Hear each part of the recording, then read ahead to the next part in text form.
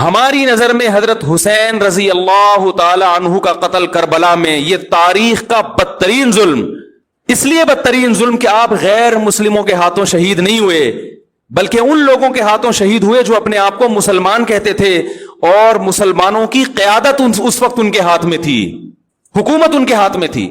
لیکن اس ظلم پہ اہل سنت والجماعت کے ہاں، جو سنی ہیں، ان کے چاروں مکاتب فکر کے ہاں نہ رونے پیٹنے کی اجازت، نہ نوحہ کرنے کی اجازت، اور نہ میرے بھائی ماتم کرنے کی اجازت۔ تو جو کر رہا ہے ان کا فقہ ہے، ان کو فالو کرنے دیں، ان کی فیلڈ میں آپ ٹانگ نہ اڑائیں، ان سے جا کے بلا وجہ بحثیں نہ کریں، بولے بھائی ٹھیک ہے۔ دیکھو آج جو اتفاق پیدا کرنے کی کوشش کی میں بھی شیعہ سنی لڑائی کا ہرگز قائل نہیں ہوں، لیکن اتفاق کی ایسی کوشش کہ آپ کی پہچان ہی ختم ہو جائے، یہ اتفاق پائیدار نہیں ہوتا۔ اتفاق کا مطلب ہے لڑو مت، بس ایک دوسرے کا احترام کرو، معاملات ایک دوسرے سے صاف رکھو، ایک دوسرے کو گالی گلوچ مت دو، لڑو مت، اتنا اتفاق ہم بھی مانتے ہیں۔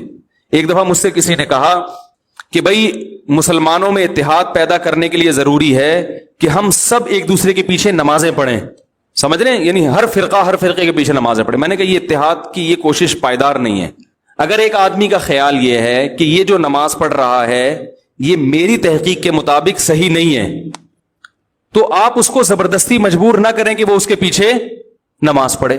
جیسے ہندو اور مسلمانوں میں اگر اتحاد پیدا کرنا ہو، میں ہندو مسلمانوں کی مثال شیعہ سنی پہ فٹ نہیں کر رہا، ایک خارجی مثال دے رہا ہوں بالکل، تو اس کا ایک طریقہ تو یہ ہے کہ بھائی لڑو نہیں آپس میں، وہ مندر جائے اور تم کہاں جاؤ، مسجد جاؤ۔ لیکن آپ ایسے شروع کر دیں کہ اگر ہندو نماز پڑھائے تو مسلمان اس کے پیچھے نماز پڑھ لیں، ایسا نہیں ہوگا بھائی، کیونکہ ہماری رائے کے مطابق پھر نماز ہوگی نہیں۔ تو اسی طرح کوئی مسلمان نماز پڑھا رہا ہے مگر اس کا فقہ یہ کہ وہ بغیر وضو بھی نماز کا قائل ہے، اس کا فرقہ یہ کہتا ہے، تو ہم اس کے پیچھے پڑھ لیں گے؟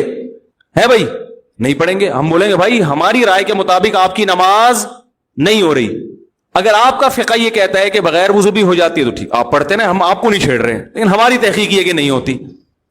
تو اسی طرح میرے بھائی اگر میرا کسی کے بارے میں عقیدہ ہو کہ یہ شرک کا مرتکب ہے اور میں اس کے پیچھے نماز نہ پڑھوں تو اس کو فرقہ واریت نہیں کہتے۔ سمجھ رہے کہ نہیں سمجھ رہے؟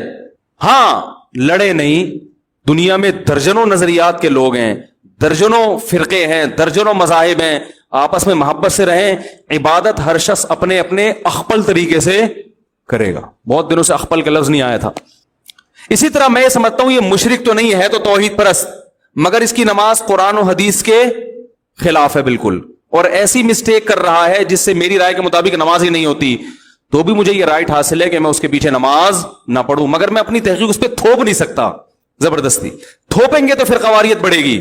بہت مشکل ہے بھائی، بہت مشکل ہے سمجھانا۔ تو مجھے لوگ پوچھتے ہیں کہ فلاں کے پیچھے نماز پڑھو، میں کہتا ہوں بھائی نہیں پڑھو، کہنے سے فرقواریت پیدا ہوگی۔ میں نے کہا نہیں ہوگی فرقواریت پیدا، اگر آپ کی رائے کے مطابق اس کی نماز قرآن و سنت کے مطابق نہیں ہے تو آپ نہ پڑھیں۔ شیعہ سنی ہمیشہ سے آئے ہیں اور ایک دوسرے کے پیچھے نمازیں بعض نے پڑھی بھی ہیں، بعض نے نہیں بھی پڑھی ہیں، اور یہ بھی حدیث سے ہمیں ملتا ہے۔ دیکھو بنو قریظہ میں رسول اللہ صلی اللہ علیہ وسلم نے صحابہ کی جماعت کو بھیجا اور کہا کہ عصر کی نماز کا وقت جب تک عصر وہاں پہنچ کے پڑھنا ہے، مشہور حدیث ہے۔ راستے میں نماز قضا ہونے لگی، صحابہ کی ایک جماعت کا خیال تھا بھی نماز کا ٹائم ختم ہو رہا ہے، ہم پڑھیں گے نماز۔ دوسری جماعت کا خیال تھا کہ بھئی نبی نے تو اجازت نہیں دی۔ انہوں نے کہا بھئی اس لیے نہیں دی کہ نبی کو تھوڑی معلوم تھا کہ نماز قضا ہو جائے گی۔ ایک فریق نے نماز پڑھی اور ایک نے نماز نہیں پڑھی۔ اب آپ یہ تو نہیں کہہ سکتے جنہوں نے نہیں پڑھی انہوں نے ان کے پیچھے کیوں نہیں پڑھی، کیا وہ ان کو کافر سمجھتے تھے؟ بھائی مسلمان سمجھتے تھے، لیکن ان کا خیال یہ تھا کہ حدیث کا جو مطلب ہم بیان کر رہے ہیں وہ ٹھیک ہے، یہ جو مفہوم پیش کر رہے ہیں وہ ٹھیک نہیں ہے۔ نبی نے جب منع کر دیا تو یہ غلط کر رہے ہیں نماز پڑھ کے، لہذا انہوں نے نہیں پڑھی نماز۔ اور جب انہوں نے مقام پہ اثر کی پڑھی تو یقیناً انہوں نے یہ چونکہ پڑھ چکے ہیں، یہ تھوڑی پڑھیں گے ان کے پیچھے اثر کی نماز، ان کی تو ہو گئی ہے۔ تو دونوں فریقوں نے ایک دوسرے کے پیچھے نماز نہیں پڑھی، مگر اس کے باوجود نبی نے دونوں کو ملامت نہیں کی، کیونکہ ایک کا کانسیپٹ یہ تھا کہ بھئی یہ حدیث کے مطابق پڑھنا واجب ہے، ایک کا کانسیپٹ یہ تھا کہ حدیث کے مطابق چھوڑنا واجب ہے۔ نہیں پڑھی، اپنی اپنی رائے پر عمل کیا، نبی کے پاس پہنچے، نبی نے کسی کو ملامت نہیں کی۔ نہ تو نبی نے یہ کہا یہ جنت میں یہ جہنم میں، یہ بھی نہیں کہا، کیونکہ دونوں کا مقصد اللہ اس کے رسول کو فالو کرنا تھا۔ اور نہ نبی نے یہ کہا کہ تم نے ان کے پیچھے نماز نہیں پڑھی تو کیا تم ان کو کافر سمجھتے ہو ہیں، کیا وہ انسان نہیں ہے، کچھ بھی نہیں کہا۔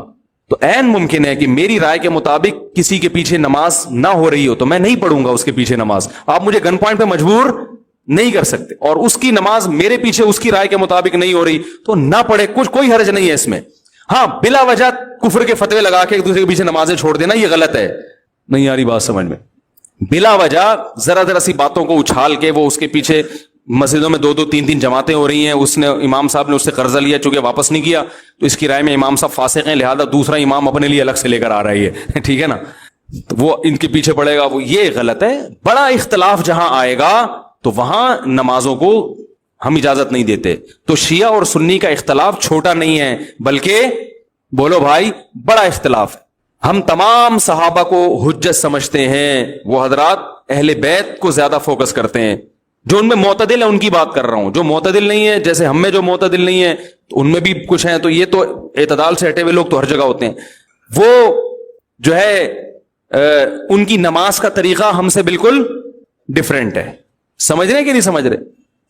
ابھی میں اس ڈیٹیل میں نہیں جاؤں گا, وہ آپ انہی کے علماء سے جا کے پوچھ لیں کہ بھئی آپ کے یہاں کیا کیا ہے. ہمارے مجھے اس سے بھی بحث نہیں ہے کہ وہ کیا کر رہے ہیں ہم کیا کر رہے ہیں. میں لڑنے کا قطن قائل نہیں ہوں. یہاں آتے ہیں شیعہ لوگ بھی آتے ہیں, مجھ سے ملتے ہیں, میں تمیز سے ملتا ہوں, چائے پلاتا ہوں, سر پہ ہاتھ بھی رکھ لیتا ہوں. بہت اچھا. شیعہ علماء سے بھی سلام دعا ہے ہماری, بیٹھتے ہیں بات کرتے ہیں. بھائی السلام علیکم. وعلیکم السلام. منڈی والان خالے دیغت میں خوندی کھڑے دے چائے پیئے. وعلیکم السلام. لکم دینکم ولی دین. بھائی آپ جائیں امام بارگاہ میں نماز پڑھے, وہاں اپنی مسجد میں نماز پڑھے, ہم جا رہے ہیں اپنا جمعہ پڑھانے, ٹھیک ہے. تو یہ ہمیشہ سے ہوتا آ رہا ہے. فرقواریت پھیلتی ہے جب آپ ایک دوسرے کے خلاف غلط زبان. شیعہ صحابہ کو کھلے عام گالیاں دے گا, کوئی دے گا تو فرقواریت پیدا بولو نا بھائی ہوگی. پھر سنیوں کے جذبات بڑھیں گے, پھر مار کٹائی دنگا مستی سب ہوگا. تو فرقواریت پہ کنٹرول کرنے کے لیے شیعہ علماء کی ذمہ داری ہے کہ وہ اپنی عوام کو ان صحابہ کو برا بھلا بولنے سے منع کریں جن سے محبت ہمارے ایمان کا جز ہے, جن کے لیے کٹنا مرنا ہم اپنے ایمان کا حصہ سمجھتے ہیں. اور اسی طرح میرے بھائی یہاں سے اگر ان کے کسی ایسے شخص پہ الزام لگائے جو اس الزام سے بری ہے, بعض الزامات ایسے شیعوں کی ایسی جماعت پہ لگا دیے جاتے ہیں جو اس سے بری ہوتے ہیں, سبھی کو ایک لاٹھی سے ہانکنا شروع کر دیا جائے. میں نے بھی شیعوں کا مطالعہ کیا ہے اور کچھ شیعہ لوگوں سے جب میں ملا ہوں تو مجھے ایک چیز کا اندازہ ہوا کہ سب شیعہ کے وہ نظریات نہیں ہوتے جو ہم پہلے سمجھا کرتے تھے. وہ سارے ایک جیسے نہیں ہوتے. ان میں بعض حضرات ایسے ہیں جو صحابہ کرام کو مانتے ہیں, امی عائشہ کو جنتی مانتے ہیں, ان کو زانی معاذ اللہ قرار نہیں دیتے. الحمد سے لے کے والناس تک والے قرآن ہی کو قرآن مانتے ہیں. ان میں کچھ لوگ ایسے ہیں, یہ مشاہدے پر مبنی حقیقت ہے. بعض لوگ کہتے ہیں اس کو کیا پتا, مشاہدے سے بڑی کوئی دلیل نہیں ہوتی, ٹھیک ہے نا. بعض لوگ کہتے ہیں توریہ کر رہا ہے. بھائی ہم ظاہر کے مکلف ہیں. کوئی شیعہ اگر زبان سے کہہ دے کہ میں ابو بکر کو مانتا ہوں, حضرت عمر کو مانتا ہوں, حضرت عثمان کو مانتا ہوں, تو شریعت نے ہمیں حکم دیا ہے زبان کا اعتبار کرو, اس کے باطن کو اللہ کے حوالے کر دو. تو اگر کوئی, لیکن پھر بھی میں کہوں کہ جو مانتے ہیں اس کے باوجود ہم ان کے مذہب سے متفق نہیں ہیں. میری جب جی ٹی وی پہ ٹاک ہوئی, بات چیت ہوئی شیعہ عالم کے ساتھ, تو میں نے پہلے یہ کہہ دیا کہ میں آپ کے مسلک کو ٹھیک نہیں سمجھتا.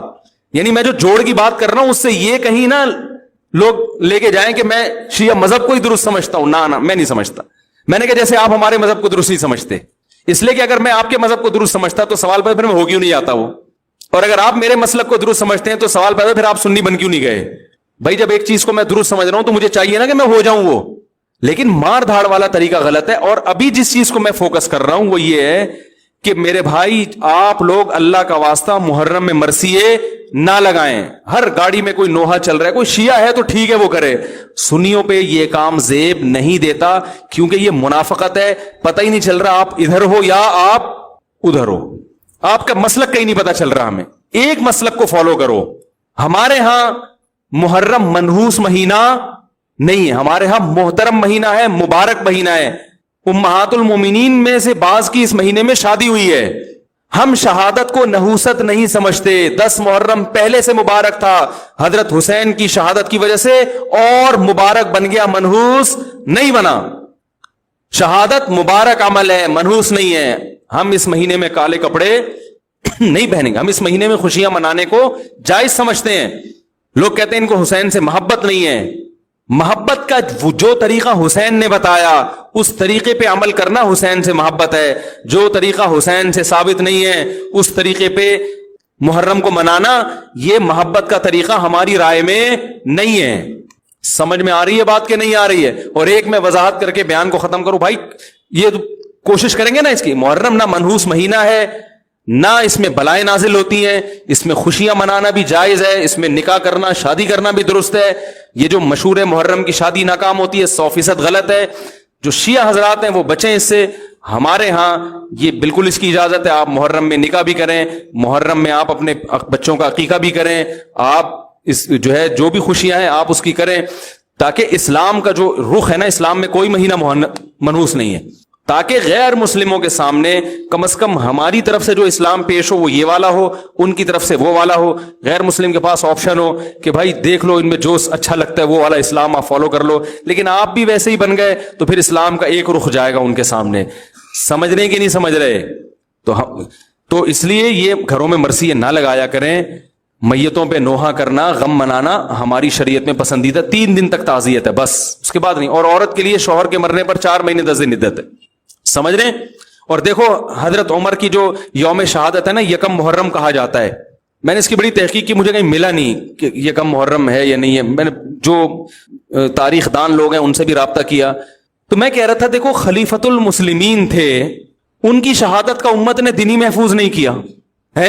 کتنا بڑا واقعہ تھا، مسلمانوں کا ایک امیر 22 لاکھ مربع میل کا حاکم، وہ جس دن شہید ہوا اس دن کی ڈیٹ مسلمانوں میں محفوظ نہیں رکھی. کیوں نہیں رکھی؟ اس لیے کہ مسلمانوں کو پتا تھا اس دن سے کوئی عمل وابستہ نہیں ہے. اسلام میں کسی کا تاریخ ولادت ہو یا تاریخ وفات ہو، اسلام ان تاریخوں کے اسلام کی نظر میں یہ امپورٹنٹ نہیں ہے. کوئی حیثیت نہیں ہے کہ کس دن کون شہید ہوا، کس دن کس کی ولادت. اسلام اس کو فوکس ہی نہیں کرتا. تبھی نبی صلی اللہ علیہ وسلم کی تاریخ ولادت بھی کسی صحیح حدیث میں نہیں ملتی. نہ تاریخ ولادت ملتی ہے نہ تاریخ وفات ملتی ہے، کوئی صحیح حدیث موجود نہیں ہے. تبھی علماء کا بڑا اختلاف ہے، اتنے اقوال ملیں گے، کوئی کہتے فلاں تاریخ ہو گیا. اس لیے کہ آپ صلی اللہ علیہ وسلم نے ان چیزوں کو اہمیت نہیں دی، عمل کو اہمیت دی ہے. سیرت حسین کو اختیار کرو، بس حضرت حسین کی سیرت کو اختیار کرو. وہ اختیار کرنے کے لیے تیار. حضرت حسین کی داڑھی تھی کہ نہیں تھی؟ بتاؤ نا. بڑی داڑھی تھی نا. کتنے لوگوں کی داڑھی ہیں آج حضرت حسین کی سیرت میں؟ حضرت حسین بے انتہا سخی تھے، حسن و حسین دونوں. اتنی سخاوت کا دریا، 100 باندیاں ایک وقت میں گفٹ کی ہیں. 100 پورے باغ خرید کے غریب کو گفٹ کر دیے. دھیلا جیب سے نہیں نکل رہا آج غربا اور مساکین کے لیے. حضرت حسن و حسین میں بے انتہا تحمل. محمد ابن اسحاق مشہور مورخ ہیں، کہتے ہیں میں نے حضرت حسن کی زبان سے پوری زندگی میں جو سب سے سخت جملہ سنا ہے وہ ہے کہ میرے پاس تیرے لیے سوائے تیری ناک خاک آلودہ ہونے کے اور کچھ بھی نہیں. آپ کا جھگڑا تھا کسی سے، یہ لفظ کہے کہ تمہاری ناک خاک آلودہ ہو جائے، بس. کہہ رہے پوری زندگی میں بے شمار جھگڑے ہوئے، سب کچھ ہوا، اس سے زیادہ سخت لفظ میں نے ان کی زبان سے نہیں سنا. اتنا تحمل. اور آج یوٹیوب پہ آپ نیچے لوگوں کے کمنٹس دیکھیں، ابھی میری مخالفت میں جو کمنٹس آئیں گے وہ سنیے گا آپ. فحش گالیاں، بےہودہ کلمات ایسے. اور پھر یہ بھی نہیں تحقیق کرتے. میری ایک پوسٹ چلائی ہے کسی چینل نے کہ میں نے یزید کو رضی اللہ عنہ کہا ہے، اور میں نے یزید کو یہ کہا کہ قسطنطینیہ کی لڑائی میں شریک ہوا تھا لہذا وہ جنتی ہے، اور بہت سارے القابات نا. اور لکھا مفتی طارق مسعود مدظلہ العالی کا یہ بیان ہے.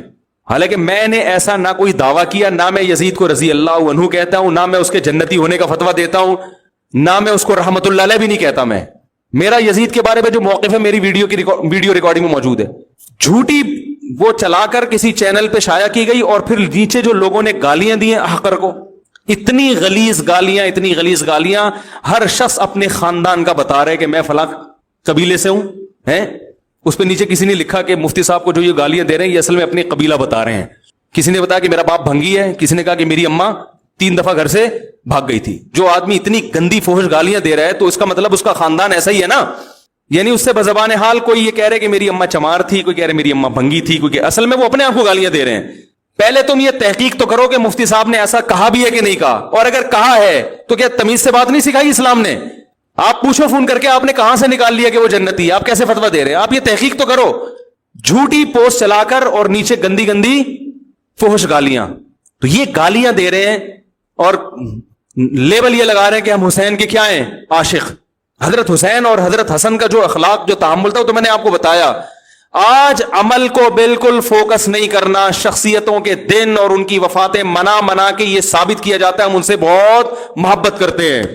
تو بھائی شرط ایمان مصطفیٰ سے والہانہ پیار ہے، پیار لیکن پیروی ہے، پیروی دشوار ہے.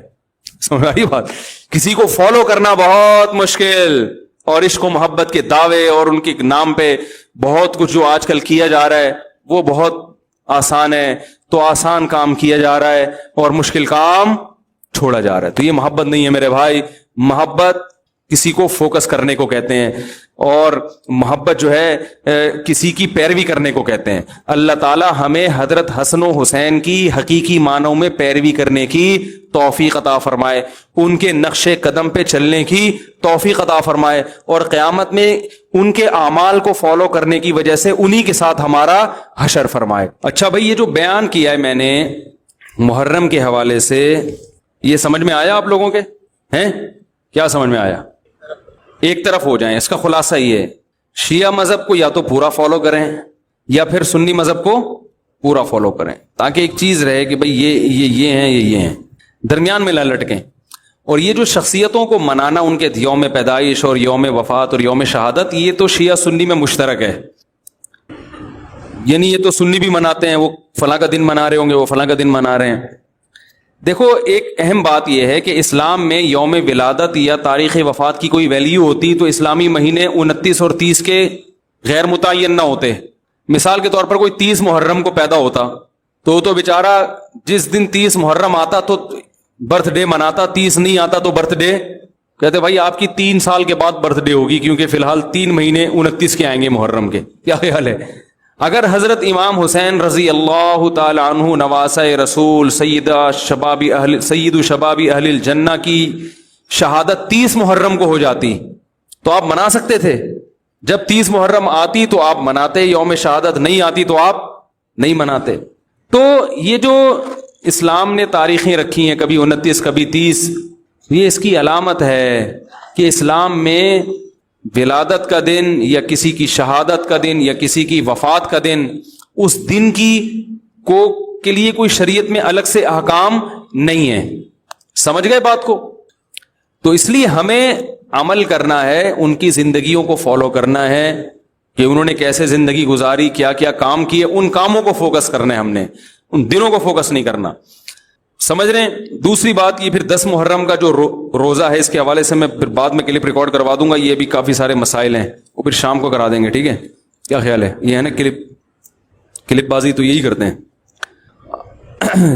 سوال کسی نے پوچھا ہے، عقیدہ حیاتی اور مماتی واضح دلائل سے فرما دیں.